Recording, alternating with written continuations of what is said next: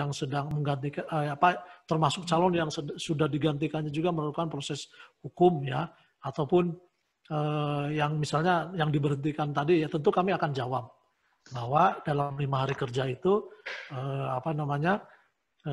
ke DPRD bahwa ini sedang proses hukum. Ya. Artinya berarti proses PAW tidak bisa dilaksanakan. Nah, proses klarifikasi itu adalah 14 hari kerja ketika kami menerima surat dari DPRD. Gitu ya. Next. Nah, inilah beberapa kondisi, Bapak Ibu sekalian, beberapa anggota calon penggantinya itu tidak dinyatakan tidak memenuhi syarat. Ya. Misalnya yang bersangkutan ditetapkan sebagai calon bupati wali kota, ya misalnya tentu dia dinyatakan TMS, kemudian diangkat sebagai anggota TNI Polri, ya, kemudian ternyata setelah misalnya tidak lagi terpilih pada saat pemilu yang lalu, dia kembali berpraktek sebagai akuntan publik, advokat, dan lain-lain, ya, dan itu ada buktinya. Nah, tentu itu kami nyatakan TMS. Kemudian sedang menjalani pidana, ya, kemudian dijatuhi pidana penjara, kemudian diberhentikan sebagai anggota partai politik, serta menjadi anggota partai politik lain. Ini poin F, poin G ini faktual, ya, ada beberapa kondisi ternyata dia sudah pindah partai politik atau dia ternyata sudah diberhentikan atau direkod dari keanggotaan partai. Next. Nah, Bapak Ibu sekalian, tentu proses klarifikasi atau proses verifikasi itu selama 14 hari ya, selama 14 hari dari dari waktu ketika kami menerima surat dari DPRD, kemudian tentu ini kondisi-kondisi kalau tidak ada calon pengganti ya di dalam satu dapil. Saya kira ini lanjut saja, next. Kalau next berarti sudah selesai. Jadi oleh karena itu, saya kira ini terakhir yang ingin saya sampaikan terkait proses PAW ini. Yang paling penting, yang paling utama adalah tentu semua pihak well informed, gitu ya. Beberapa aktor politik yang terlibat dalam proses PAW yang kemudian ini saling memahami aturan atau regulasi atau mekanisme yang merupakan kewenangannya. Ya, itulah yang kemudian agar proses PAW itu bisa berjalan dengan lancar. Saya kira itu yang bisa dapat kami sampaikan. Tentu ini menjadi hal pemantik untuk nanti kita bisa diskusikan lebih lanjut. Terima kasih. Wassalamualaikum warahmatullahi wabarakatuh. Waalaikumsalam warahmatullahi wabarakatuh. Disampaikan terima kasih kepada Kang Haji Endun atas pemaparannya yang begitu detail terkait tentang mekanisme PAW dan substansi-substansi soal PAW-an. Ada beberapa hal yang bisa kita ambil pelajaran dari apa yang disampaikan, bahwa alasan-alasan PAW itu ada 3. Yang pertama adalah karena meninggal dunia, kemudian mengundurkan diri dan diberhentikan. Saya kira ini menjadi pengetahuan kita bersama, terutama bagi publik, sehingga apa yang tadi disampaikan oleh Kang Haji Endun bahwa terkait dengan PAW ini masyarakat bisa mendapatkan informasi yang utuh.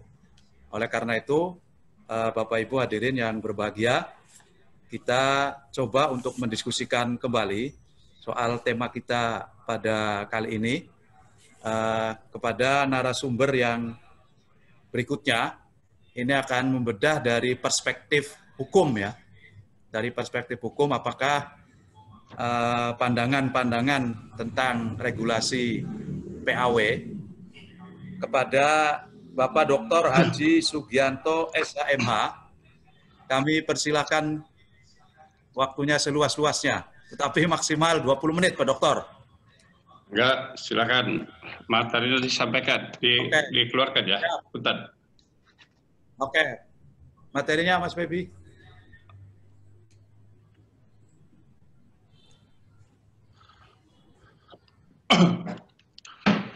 Silakan Pak Dokter. Bismillahirrahmanirrahim. Assalamualaikum warahmatullahi wabarakatuh. Waalaikumsalam warahmatullahi wabarakatuh. Saya di sini sesuai tema undangan KPU Kabupaten Cirebon mengambil tema problem hukum PAW anggota DPRD dalam perspektif undang-undang.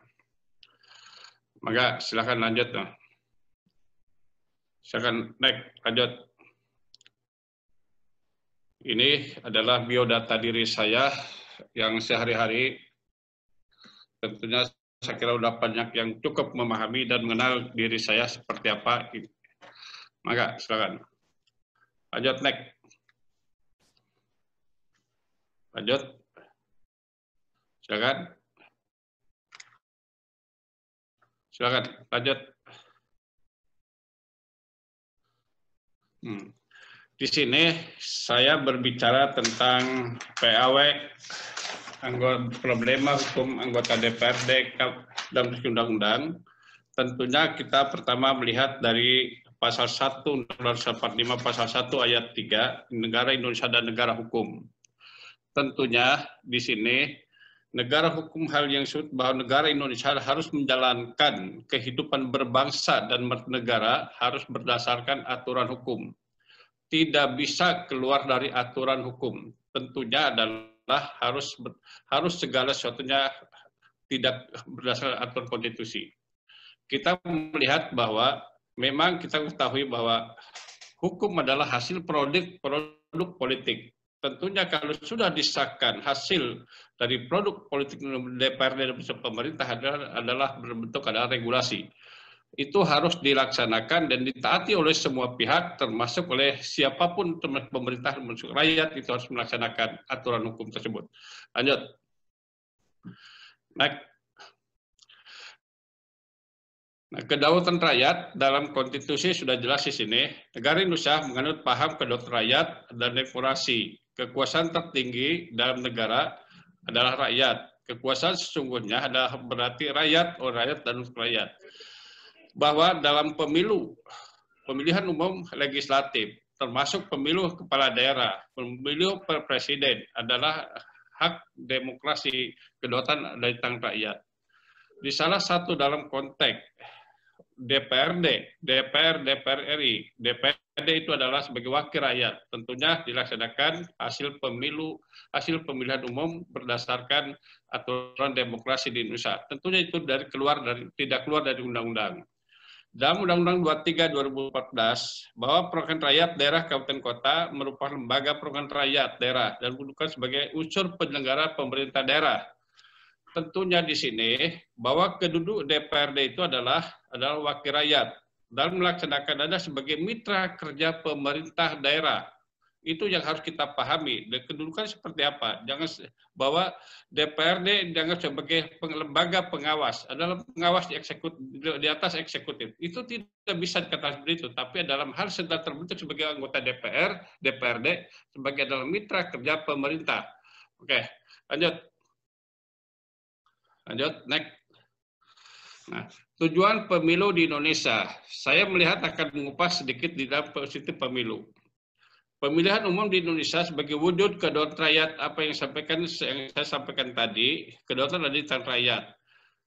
Kenapa muncul dalam itu? DPRD sebagai lembaga legislatif itu dipilih berdasarkan hasil pemilihan umum legislatif.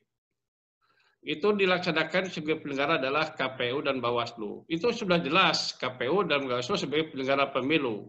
Nah, memilih dalam konteks memilih anggota DPR, DPRD, DPR RI. Termasuk itu adalah sebagai konteks adalah berdasarkan aturan dan undang-undang tersebut. Kita tidak lepas dari sistem kedua dan sistem pemilu di Indonesia, tentunya adalah harus berdasarkan demokrasi kehendak ada di tangan rakyat. Oke, lanjut. Nah, di sini kedudukan DPRD-nya. DPRD Kabupaten Kota, pasal 363 Undang-Undang RI 17/2014 tentang Susduk atau MD3. Kabupaten Kota terdiri dari atas anggota partai politik peserta pemilihan umum yang dipilih melalui pemilihan umum. DPRD Kabupaten Kota merupakan lembaga perwakilan rakyat daerah yang berfungsi sebagai unsur penyelenggara pemerintahan daerah Kabupaten Kota. Nah, ini saya akan jelaskan. Sebelum berangkat kepada arah PAW, tentunya kita harus memahami dulu apa sih sebenarnya DPRD itu. Setelah saya duduk di DPRD, ternyata hanya semata-mata hanya untuk posisi jabatan. Tapi di satu sisi sebagai kepentingan tujuan DPRD itu sebagai wakil rakyat. Harus mendengar suara rakyat.